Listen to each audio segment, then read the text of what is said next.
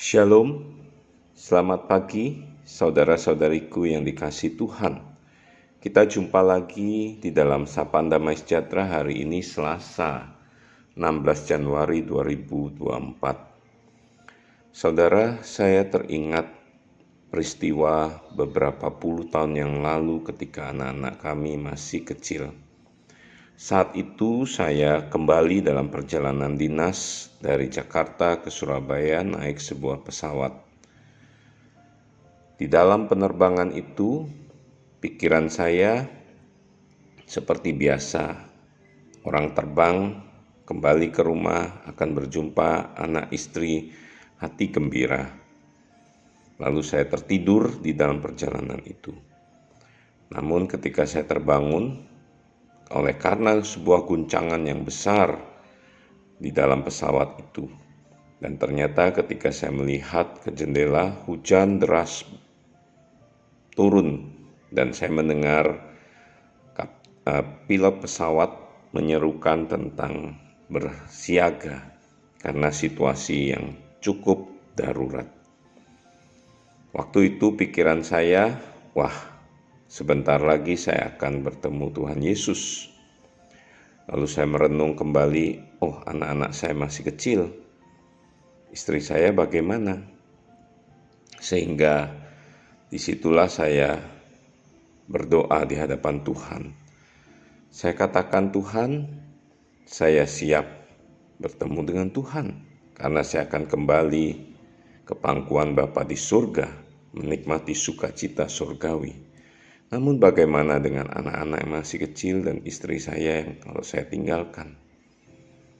Saya mendengar suara penumpang yang lain di belakang saya berteriak-teriak, berdoa dengan cara masing-masing, berseru kepada Allahnya. Namun saat itu saya berdoa kepada Tuhan dalam hati saya, berkata, Tuhan, aku siap. Tetapi kalau boleh Tuhan, berilah kepadaku sebuah kesempatan. Aku mau hidup lebih hebat, lebih heran dipakai oleh Tuhan, melayani Tuhan, hidup yang memuliakan Tuhan. Lalu saya mendengar suara kapten pesawat, pilot pesawat mengatakan, kalau kita tidak menghadapi badai ini, dan kita coba untuk satu kali lagi turun mendarat ke Bandara Juanda. Waktu itu Bapak Ibu Saudara, goncangan begitu keras, namun rupanya pilot pesawat dapat mengendalikan pesawat dan mendarat dengan selamat. Saudara, momen itu mengingatkan saya bahwa hidup saya bukannya hidupku lagi, tetapi hidup karena Kristus.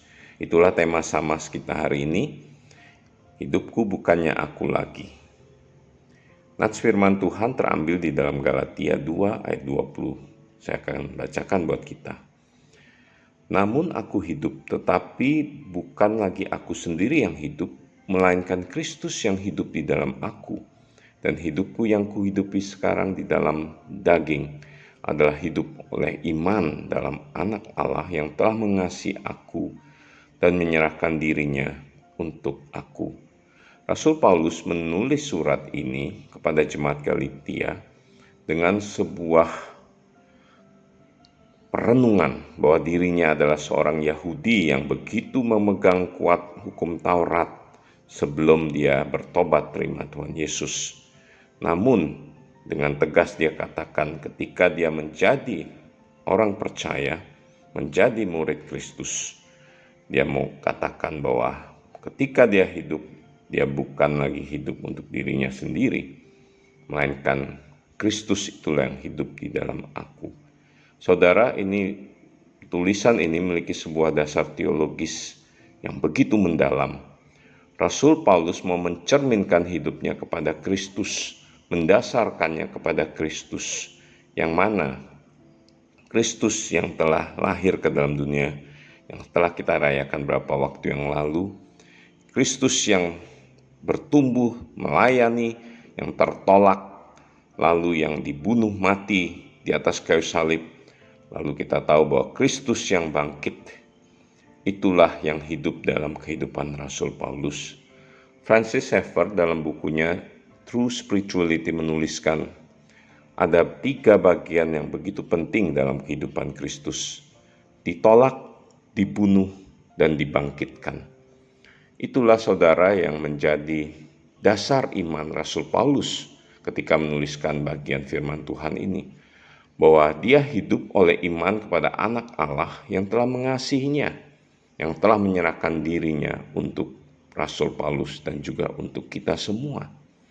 Saudara, biarlah ini juga menjadi sebuah perenungan, menjadi sebuah tekad kita di tahun yang baru ini di hadapan Tuhan, bahwa Kristus yang telah ditolak, yang telah dibunuh, yang telah dibangkitkan itu menjadi role model kita ketika kita hidup sebagai orang percaya, bahwa kita akan mengalami penolakan, bahwa kita harus mati bagi dosa, bagi dunia ini, tapi kita harus bangkit bagi Kristus, hidup bagi Kristus, hidup di dalam Kristus, sehingga boleh Tuhan pakai kita menjadi saluran berkat bagi dunia ini.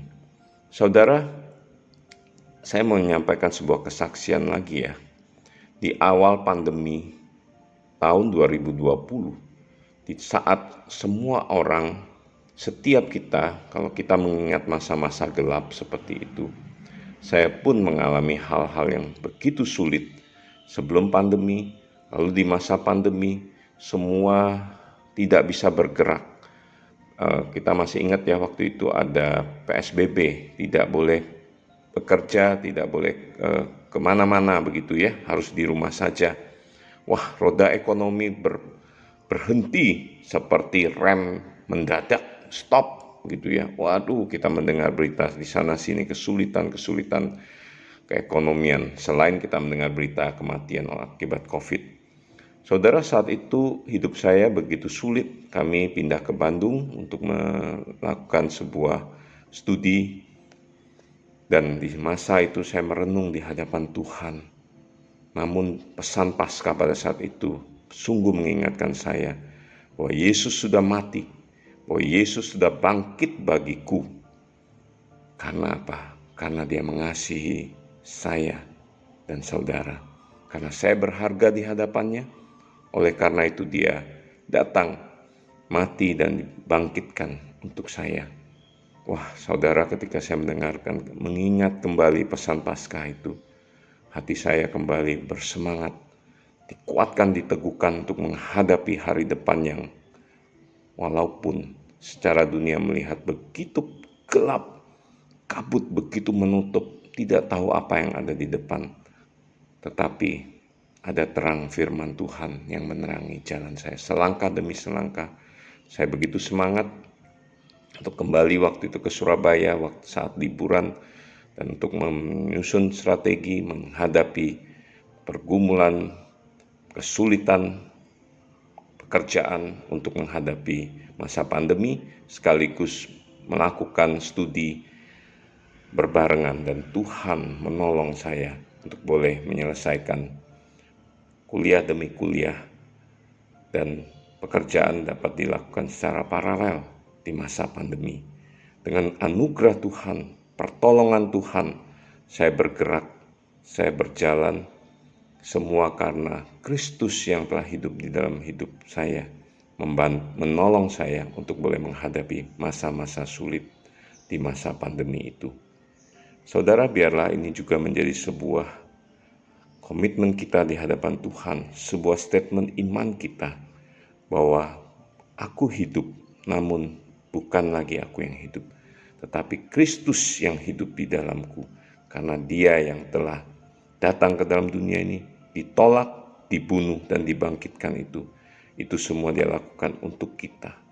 Maukah saudara membiarkan Kristus memimpin hidupmu, menjadikan Dia Tuhan dan Raja dalam hidupmu, membiarkan Dia memimpin, menopang engkau, membuka jalan, membawa engkau di dalam kemuliaan, memulihkan, memperbaiki setiap bagian demi bagian dalam hidupmu, dan pada waktunya engkau akan berjumpa dengan Dia, dan Dia katakan, Marilah, hai hambaku yang setia, bersama dengan aku di Firdaus sana. Terima kasih Tuhan, kami boleh mendengar dan merenungkan firman-Mu di pagi hari ini. Kiranya hidup kami adalah hidup yang menjadi milik Kristus, bukan lagi kami yang tinggal di dalam kehidupan kami. Pimpin dan topanglah kami ya Tuhan. Di dalam nama Tuhan Yesus Kristus kami berdoa. Amin.